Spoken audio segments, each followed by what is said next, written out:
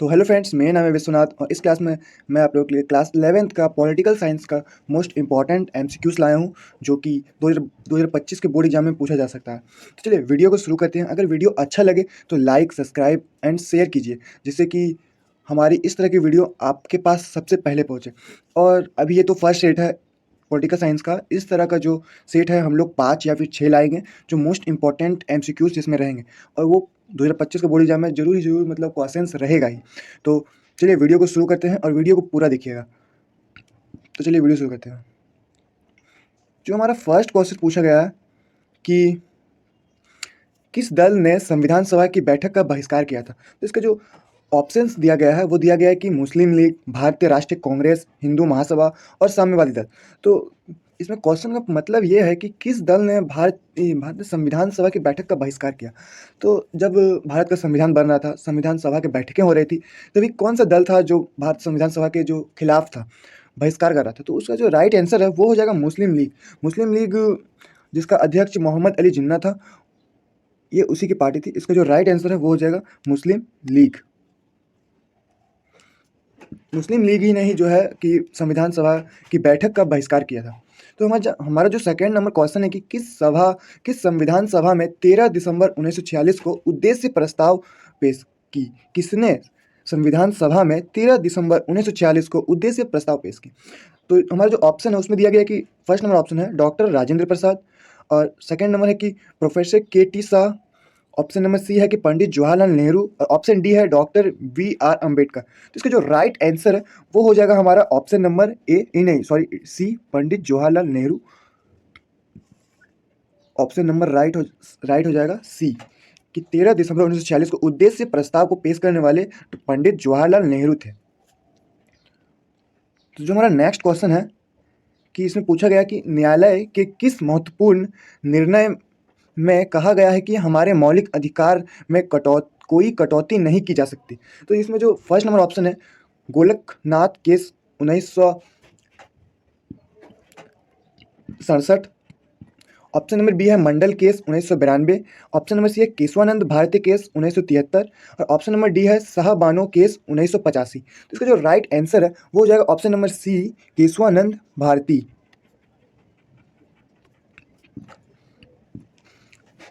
Keshavananda Bharati case जो 1973 में आया था, उसी में बताया गया कि हमारे मौलिक अधिकार में किसी भी प्रकार की कटौती नहीं की जा सकती है। हमारे पास कुल 6 मौलिक अधिकार है। 6 मौलिक अधिकार हैं। पहले 7 हुआ करते थे, जिसमें एक संपत्ति का अधिकार को हटा दिया गया। तो अब वर्तमान समय में जो है वो 6 मौलिक अधिकार हम लोग का। और नेक्स्ट क्वेश्चन है कि भारतीय संविधान में वर्णित इनमें से कौन सा अधिकार मौलिक अधिकार नहीं है। तो इसका जो राइट आंसर है, पहले हम ऑप्शन को एक बार देख लेते हैं। फर्स्ट में ऑप्शन है कि स्वतंत्रता का अधिकार। तो ये तो है स्वतंत्रता का अधिकार। संपत्ति का अधिकार, शोषण के विरुद्ध अधिकार, संवैधानिक उपचार और अधिकार। तो संपत्ति का अधिकार को अभी हटा दिया गया है, शोषण का अधिकार भी है और संवैधानिक उपचारों का अधिकार भी है। तो हमारा जो राइट आंसर है वो हो जाएगा option number C, option number B, संपत्ति का अधिकार। जो हमारा नेक्स्ट क्वेश्चन है कि भारतीय संविधान के किस भाग में चुनाव आयोग की व्यवस्था की गई है। इसका जो राइट आंसर है वो हो जाएगा ऑप्शन नंबर ए, 15।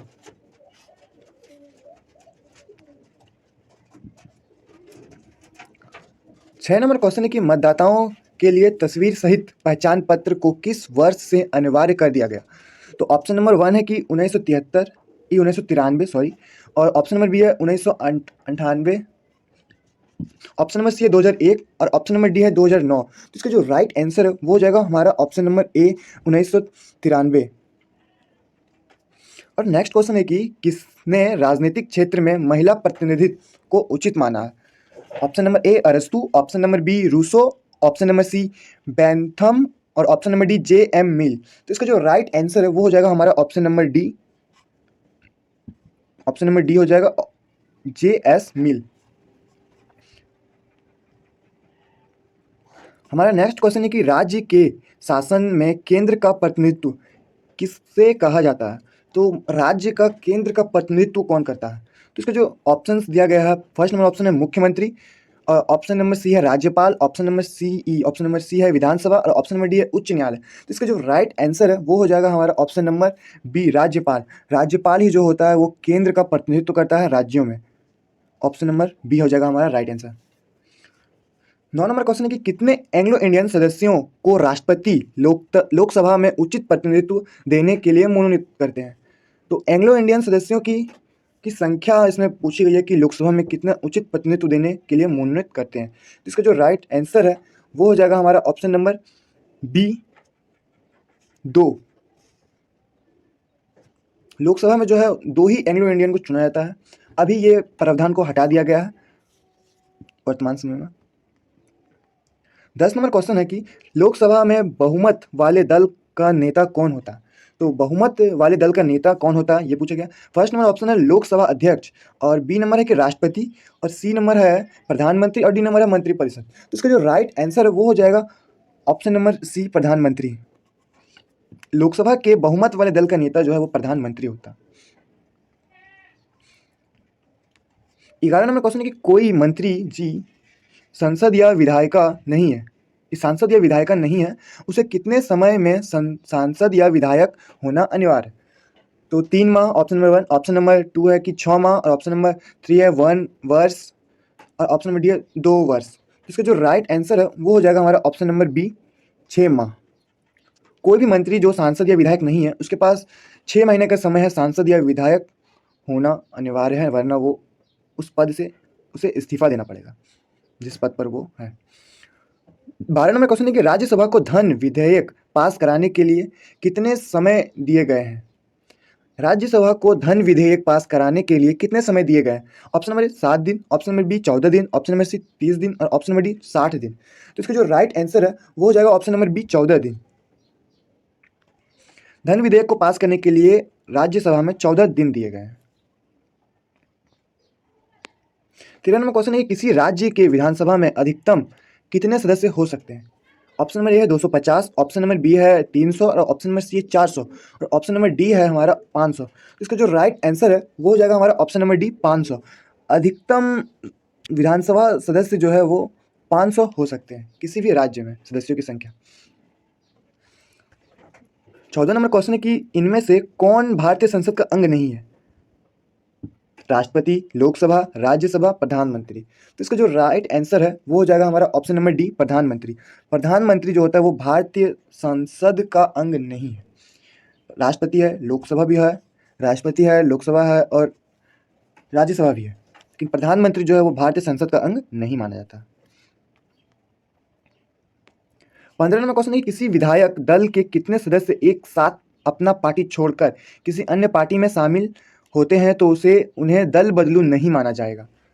इसका जो राइट आंसर है वो हो जाएगा ऑप्शन नंबर ए 2/3 सदस्य। 2/3 सदस्य अगर एक साथ दल बदलते हैं तो उसे दल बदलू नहीं माना जाएगा।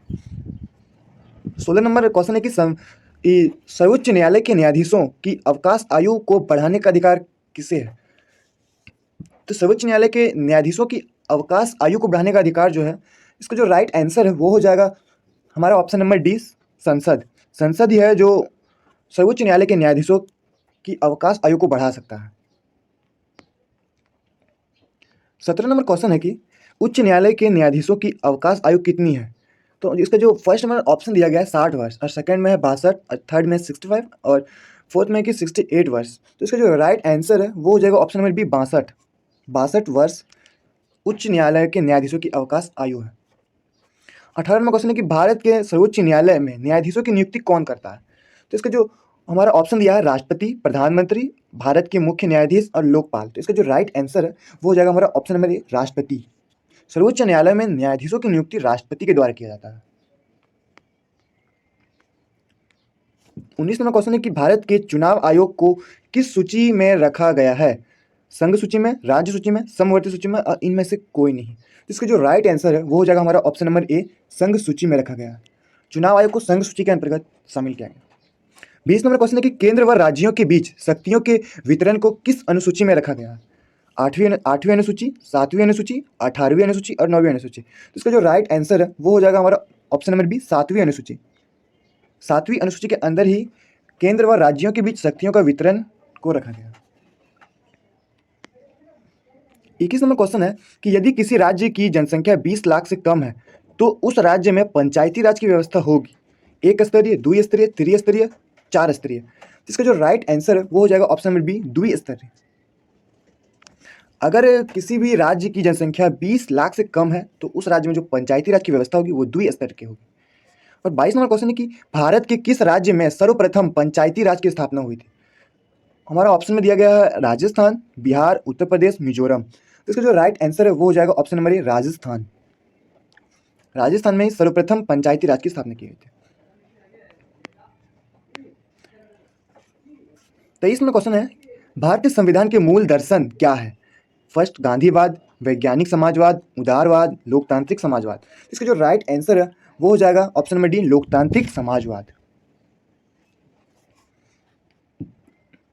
24 क्वेश्चन है कि संविधान की सजीवता के लिए इनमें कौन महत्वपूर्ण नहीं है। राजनीतिक पार्टियों का कार्यक्रम, संसद द्वारा बनाए गए कानून, संविधान में संशोधन, न्यायालयों के फैसले। इसका जो राइट आंसर है वो हो जाएगा ऑप्शन नंबर ए, राजनीतिक पार्टियों के कार्यक्रम। 25 नंबर क्वेश्चन, और ये मैं हम लोग का लास्ट क्वेश्चन है इस वीडियो का। तो नेक्स्ट वीडियो में हम लोग और भी क्वेश्चंस को देखेंगे। तो चलिए ये वाला क्वेश्चन को एक बार देख लेते हैं। भारतीय संविधान के किस अनुच्छेद में संशोधन की प्रक्रिया का वर्णन है।